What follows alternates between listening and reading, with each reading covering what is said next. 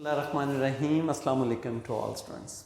Welcome in the class of computer science. Students C language discuss कर रहे हैं और in the last lecture we have discussed about the variables, then about the constant. So today we are going to discuss the different data types and its categories. Ji students, data की you know different types हैं. हमारे पर data alphabets की form में भी होता है, हमारे पास डाटा इंटीजर नंबर की फॉर्म में भी होता है, हमारे पास data in the form of decimal points इस फॉर्म में भी होता है, हमारे पास data in the form of single character भी हो सकता है और हमारे पास data in the form of string भी हो सकता है. तो डाटा की टाइप को डिफाइन करना ज़रूरी है. जब हमने वेरिएबल को डिक्लेयर करना सीखा स्टूडेंट, तो हमने ये देखा कि हम उसके साथ उसकी डाटा टाइप लिखते हैं. फॉर एग्जांपल इंटीजर मार्क्स, एक वेरिएबल मैंने डिफाइन किया जिसकी डाटा टाइप इंटीजर है और जिसका नेम मार्क्स है. इट मीन्स कि इस वेरिएबल के अंदर मैं इंटीजर डाटा स्टोर कर सकता हूँ. फॉर एग्जांपल मैं इसमें वैल्यू स्टोर करना चाहता हूँ, मार्क्स इज इक्वल टू 70. तो मैंने क्या किया कि इसमें इंटीजर डाटा स्टोर किया. लेकिन अगर इसमें मैं ये स्टोर करने की कोशिश करूंगा डेसिमल पॉइंट वाला डाटा 70.9, तो क्या होगा?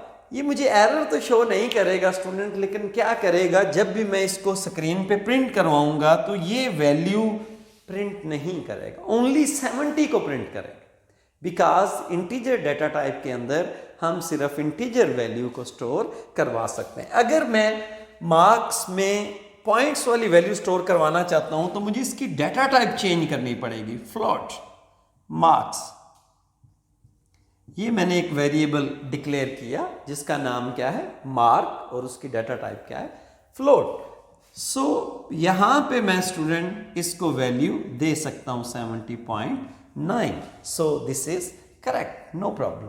इसको जब भी मैं प्रिंट करवाने की कोशिश करूंगा तो मेरे पास 70.9 कंप्लीट वैल्यू प्रिंट होगी, बिकॉज इसकी डाटा टाइप मैंने जो करेक्ट है उसको डिफाइन किया यहाँ पे. जी स्टूडेंट, तो हम इसी को डिस्कस करेंगे कि डाटा टाइप्स हमारे पास क्या होती हैं और हमारी डाटा टाइप्स की इम्पोर्टेंस क्या है और हर वेरिएबल के लिए उसकी करेक्ट डाटा टाइप जो है उसको डिफाइन करना क्यों ज़रूरी है.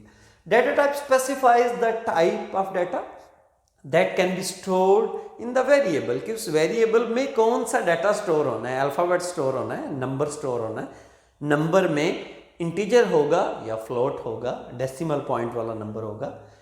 Each data type is a range. This is very interesting here. Each data type is a range, कि हर डाटा टाइप की एक प्रॉपर रेंज है कि उसमें कितनी वैल्यू स्टोर हो सकती है. और ये थोड़ा सा टेक्निकल पॉइंट है, इसको स्टूडेंट आपने अंडरस्टैंड करना है और मैं इसको ब्रीफली एक्सप्लेन करूंगा इंशाल्लाह. Each data type has a range of value and require different memory location. और हमारी जो हर डाटा टाइप है वो हमारे पास जो मेमोरी ऑक्यूपाई करती है वो भी different. It's depend on the data type. For example हमारे पास डिफरेंट डाटा टाइप्स कौन सी हैं? इंटीजर डाटा टाइप है, और हमारी जो इंटीजर डाटा टाइप है स्टूडेंट, ये देखें हमारे पास ये 2 बाइट मेमोरी की 2 बाइट्स रिजर्व कर लेता है कंपाइलर जब भी हम किसी वेरिएबल की डाटा टाइप इंटीजर. अब बाइट का क्या कॉन्सेप्ट है स्टूडेंट? हमारे पास जो कंप्यूटर की मेमोरी होती है वो कुछ इस तरह होती है, in the form of sales.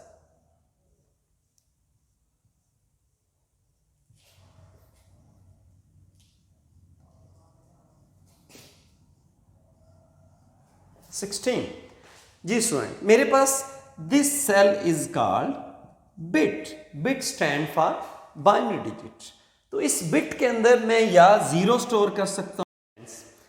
मैंने आपके सामने ये जो बॉक्स ड्रा किए हैं ये हमारे मेमोरी के सेल.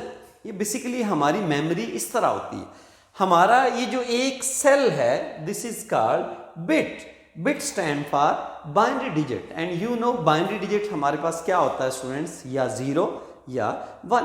अब हम इसमें ये देखना चाहते हैं कि कैसे, ये हमने जो पढ़ा कि each data type is a range of a value, कि जब भी हम किसी वेरिएबल के साथ उसकी डाटा टाइप लिख देते हैं तो उसकी एक रेंज है कि उसमें कितनी वैल्यू स्टोर हो सकती है और उसको मेमोरी कितनी मिलती है, वो हमने डिस्कस कर लिया। इंटीजर को 2 बाइट मिलती हैं, फ्लोट को 4 बाइट मिलती हैं, डबल को 8 बाइट मेमोरी में मिलती हैं और करैक्टर को 1 बाइट मिलती है। फॉर एग्जांपल हमने देखा हमारे पास एक वेरिएबल है इंटीजर, उसकी डाटा टाइप है, उसको 2 बाइट मिली, इट मीन उसको 16 बिट मिली। कैसे? आपके पास 8 bits is equal to 1 byte and 16 bits is equal to 2 bite.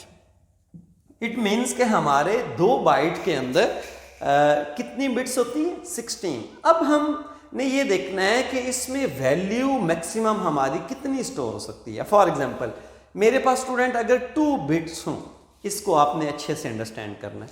मेरे पास 2 बिट्स हैं तो इसमें मैं कौन कौन सी वैल्यू स्टोर कर सकता हूँ? इसमें मैं मिनिमम वैल्यू 0 स्टोर कर सकता हूँ और मैक्सिमम मैं स्टोर कर सकता हूँ 1।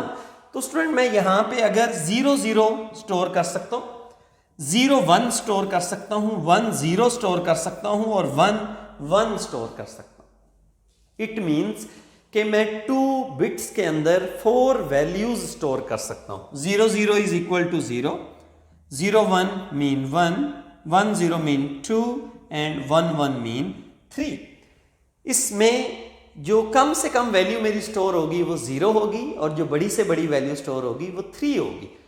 तो इसका मतलब ये हुआ कि मैं 2 बिट्स के अंदर 4 वैल्यूज स्टोर कर सकता हूं, लेकिन बड़ी से बड़ी वैल्यू में 3 स्टोर कर सकता हूं क्योंकि 0 भी आपने इसमें शामिल करनी। बिल्कुल आप अगर ये फॉर्मूला लगाएं 2 की पावर 2 इज इक्वल टू 4, आपने यही सेम फॉर्मूला यूज करना है कि फॉर एग्जांपल अगर मेरे पास एक बाइट हो 1 बाइट तो उसमें कितनी बड़ी वैल्यू स्टोर हो सकती है? आप सेम फॉर्मूला स्टूडेंट लगाएंगे।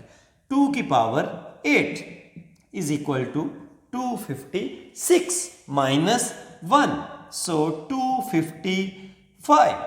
कि अगर मेरे पास एक बाइट हो और उसमें 8 बिट्स हों तो मैं उसमें बड़ी से बड़ी वैल्यू स्टोर कर सकता हूं 255। लेकिन अगर मेरे पास 2 बाइट है मीन 16 बिट, तो सेम फार्मूला यूज करना है। 2 की power 16 is equal to 65,536, 65,536 minus 1, so it's 65,535। It means अगर मेरा एक वेरिएबल जिसकी डाटा टाइप इंटीजर है, मैं उसमें बड़ी से बड़ी वैल्यू स्टोर कर सकता हूँ 65,535 और उसका क्या मैकेनिज्म है ये हमने अंडरस्टैंड कर लिया। इसी तरह अगर एक वेरिएबल है आपके पास, उसकी डाटा टाइप स्टूडेंट फ्लोट है, तो उसमें आप कितनी बड़ी वैल्यू स्टोर कर सकते हैं? वेरी सिंपल, 2 की पावर 32। और डबल है अगर एक वेरिएबल की डाटा टाइप तो 2 की पावर 64। और अगर किसी वेरिएबल की डाटा टाइप करैक्टर है तो ओनली 1 बाइट आपको मेमोरी में मिलती है, सो 2 की पावर 8। तो हमने इस मैकेनिज्म को अच्छे से अंडरस्टैंड कर लिया कि जो हमने ये लिखा था कि each data type is a range of values and require different memory location, के वेरिएबल के नाम के साथ आप जो भी डाटा टाइप देते हैं उसकी जो मेमोरी ऑक्युपाई होती है वो सबकी डिफरेंट है और उसमें जो वैल्यू स्टोर होती हैं वो भी सबकी डिफरेंट है। जी स्टूडेंट्स, उसमें नेक्स्ट हमारे पास कैटेगरीज हैं, एक हमारे पास स्टैंडर्ड डाटा टाइप्स हैं और एक यूजर डिफाइंड डाटा टाइप्स हैं। हमारे पास स्टैंडर्ड डिफाइन जो स्टैंडर्ड टाइप डाटा टाइप्स हैं वो बिल्कुल वही, these are called the standard data types because C compiler use these data types integer, float, double and character. और यूजर डिफाइंड डाटा टाइप्स वो डाटा टाइप्स हैं जिनको हम खुद से डिफाइन करते हैं। जैसे सी के अंदर जो कीवर्ड्स हैं या रिजर्व वर्ड्स हैं वो अल्फाज जिसको सी कंपाइलर खुद से यूज करता है, लेकिन जो वेरिएबल्स के नेम हैं, जो कांस्टेंट के नेम हैं वो हम खुद से रखते हैं, these are called user defined. बिल्कुल as it is data types भी हम खुद से डिफाइन कर सकते हैं और इनको हम इंशाल्लाह लेटर ऑन डिस्कस करेंगे कि कैसे user defined data types create होती हैं और यूज होती हैं। इंशाल्लाह मिलते हैं नेक्स्ट लेक्चर में, तब तक के लिए अल्लाह हाफिज़, थैंक यू।